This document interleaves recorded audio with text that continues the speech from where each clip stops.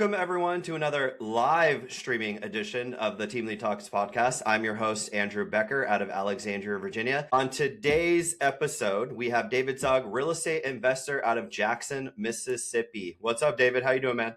Hey man, thanks for having me on. I'm Yeah, dude. excited. Let's jump right into this, man. I know we got put in touch because you're an expert in what you do, but for those that might not know you yet, give them a high level overview of who David is and what you have going on. I think experts are a little bit of an embellishment, but I definitely have some experience just doing rentals in Jackson, Mississippi. We do a lot of different stuff, but primarily we do furnished rentals. So we're catering a lot. We're doing a lot of Airbnbs, and then about 3 years ago, I got into the sober living business, and that's just a different variation. It's just catering to people who are coming out of drug and alcohol treatment, but they still want a furnished unit that they can kind of get in and out of really quickly without signing a lease, getting utilities hooked up. So furnished rentals, those two types are our main thing. Awesome, man. So before we kind of unpack how you execute on that, David, Mhm. how did you get into real estate? Where did all this start for you? Gosh, really kind of accidentally. I mean, it's 2011. I was working in a restaurant and we were in the bottom of the market around here because coming out of the housing crisis. And I ended up buying a house, saw an owner finance sign in the yard, called the guy up just on a whim, and payments were cheaper than rent at what I was paying someplace. And so I got 2, 3 roommates and bought my first house, just kind of not knowing what I was doing. Yeah. And then the bottom continued to happen, and I started seeing more and more signs and more owner finance deals in this little area that I was in. I ended up buying about two or three houses over the next 2 years, and just kind of putting sweat equity into them, getting turned around, paying the guy off who I'd bought them from different companies. And about 3 years into it, I got 4 houses, and I'm still working in restaurants, doing bartending and waiting tables and stuff like that. But at that point, I started really kind of getting on sites like Bigger Pockets and Hmm. kind of going to some meetups, and started like realizing like, hey, there's a thing here I can do that if I wanted to pursue. And so that's when I kind of doubled down and really dove full time into real estate investing. Awesome, dude. That's so cool to hear. I love how you just jumped right into it. And, it doesn't have to be perfect timing. You just did it and you figured it out along the way. David, you mentioned owner financing. For those listening out there that might not know what you mean by that, could you explain a high level? So I mean, typically you're going to buy houses, maybe three ways. You're going to pay cash for it, or you're just going to have the check or the cash and you're going to buy it outright. You're going to go to a bank and apply for a loan, or you can go to an owner and kind of do a hybrid where you can say, hey, I can give you some money down and then maybe make payments to you over a period of time. And some owners are really open to that because they want that stream of income. Or maybe it's a property that's really, really difficult to sell. It's not going to go bank financing. So a lot of times owner financing is a creative way to take something down. Awesome. And is that your strategy with everything you do now, or was that just how you got started? Dude, I don't care how I get it. I just want it. Like I'll pay cash, I'll go to the bank, I'll do owner finance, and I love them all. Nice. So what's your business plan right now? Are you buy, hold, and rent yourself, or do you also help people find properties to do this as well? Dude, I stopped doing aggressive kind of active marketing around COVID. I just kind of stopped. I'd done the mail, I had different systems set up where we'd have websites, SEO, carrot investor sites. I mean, I've done it all. And then around COVID, it was just there were so many people coming out of the woodwork. I mean, I started having wholesalers from Dallas, Texas, from Kansas City, Missouri, Hmm. from across the pond were working in my market. And it was like, I was showing up at appointments and there was just way too many people there. Yeah. Yeah. So the past like 5 years, we're just really people are bringing us deals. I mean, the past 5 houses I bought, people have called me because they know we close. Okay. But I'm not doing any mail. I'm not doing any signs. I'm not doing anything. It's just, I'm not sure if that answers your question, but I'm not really, I don't have a big lead gen thing set up anymore. Okay. So you did do all that prior, and then you kind Mhm. of saw the competition and said, like, heck no, this isn't for me anymore. And then you have people now bringing you deals via your network, right?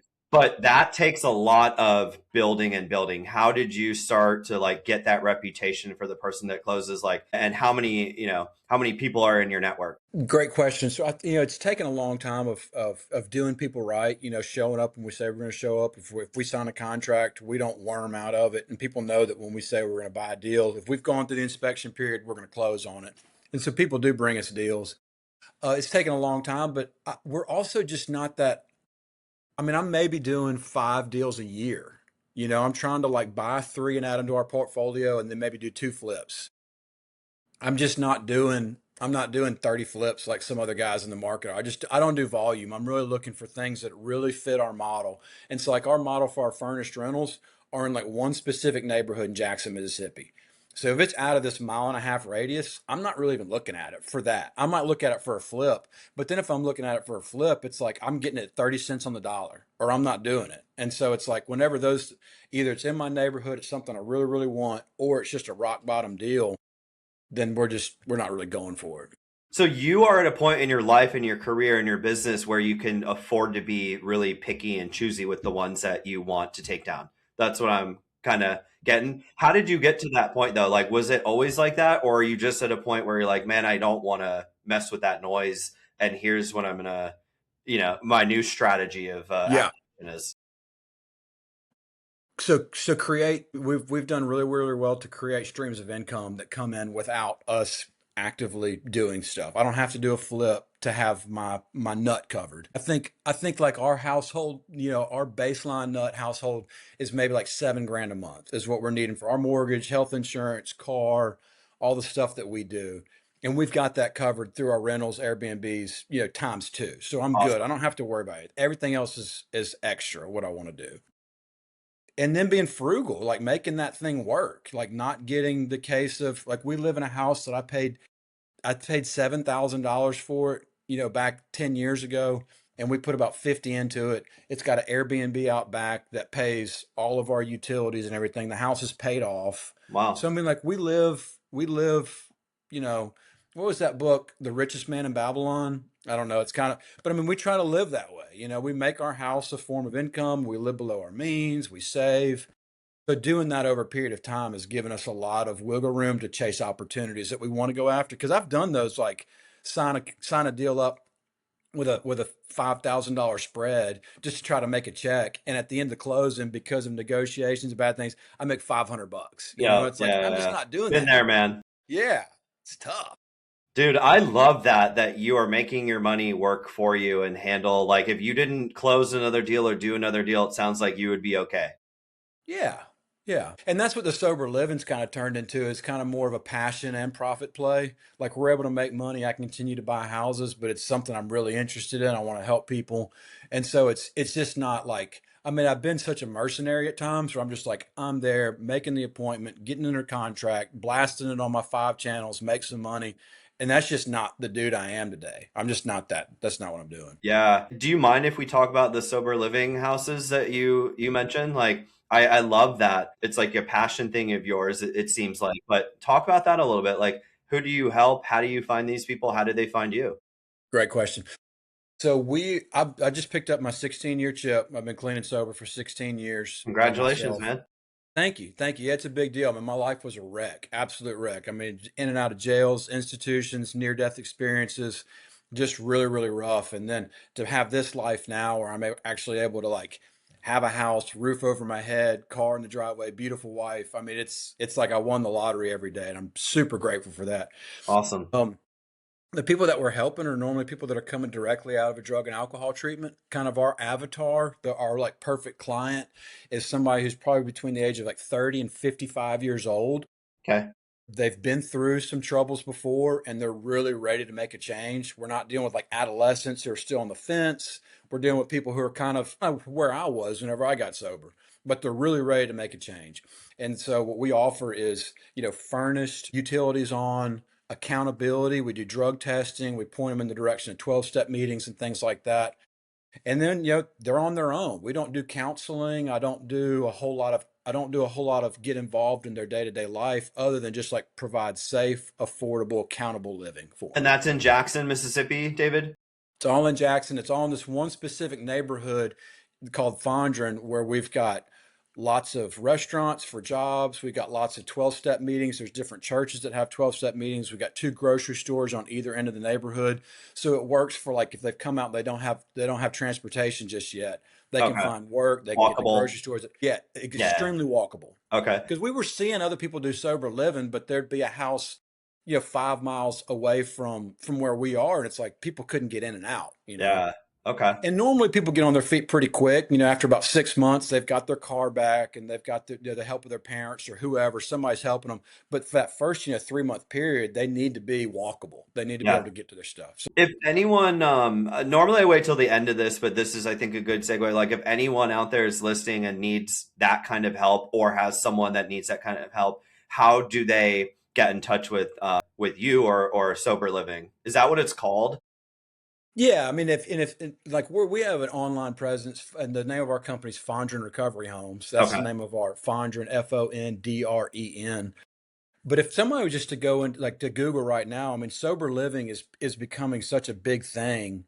I would imagine that anybody who's doing it in their market would probably pop up. There's a national organization called Oxford House, which is like a fraternity of different, it's like a chain of sober living homes. It's a nonprofit, but they're all over the country and they're self-run. So like Oxford House, if you wanted to open a house, you could open up an Oxford House by asking them, say, hey, here's my charter, here's what I want to do. We're going to rent a house and we're going to have people come in, they're going to stay sober. You could do that. And they're all over the country. There's also private people like us, like my wife and I are doing it. And then there's smaller, even smaller operations that might just be, you might find out from a church or from a 12-step meeting or something like that. But it's becoming pretty widely, like it's a thing. I love that, man. I love how you kind of went through that yourself. We just talked about it briefly, and then now you're helping people get their Yeah. lives turned around. That's so cool. I Yeah. admire you, man. That's awesome. Thanks.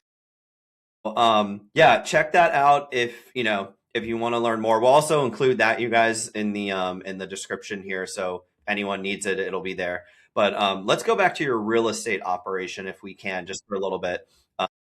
So you acquire properties nowadays through network, and then what? Walk me through like your buy box, your criteria. I know you said a certain neighborhood, but again, for those that are like, man, I want to be able to do my own due diligence. For the listeners out there, regardless of where they are in America right now, what does someone like you who has so much experience purchasing creatively, cash, like all the different ways you said, what do you look for?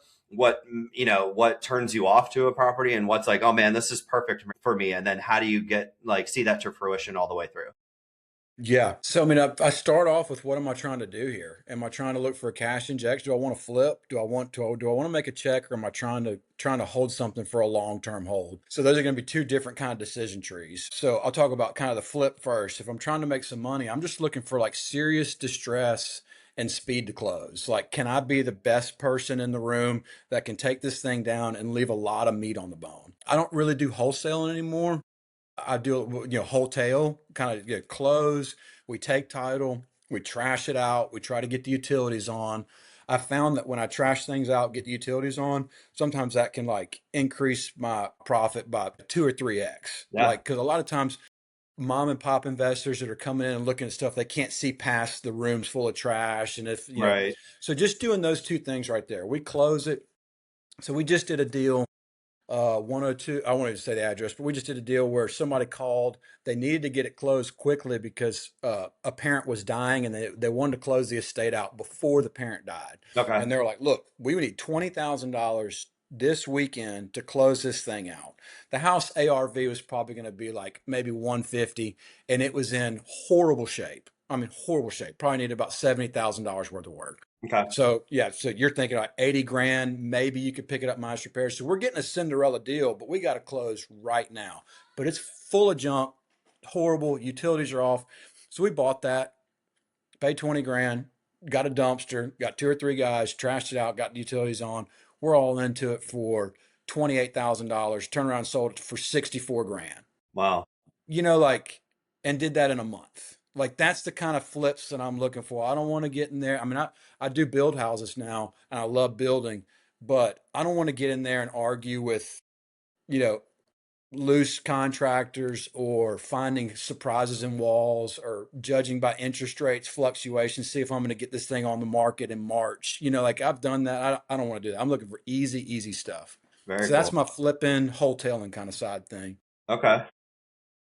Now, as far as our holds, only thing I'm interested in right now are sober living houses. Like if I Okay. ran across something that would be an Airbnb, I might do it. But like going and picking up another like $200 or $300 a month cash flow and rental just doesn't get me going. That doesn't excite me.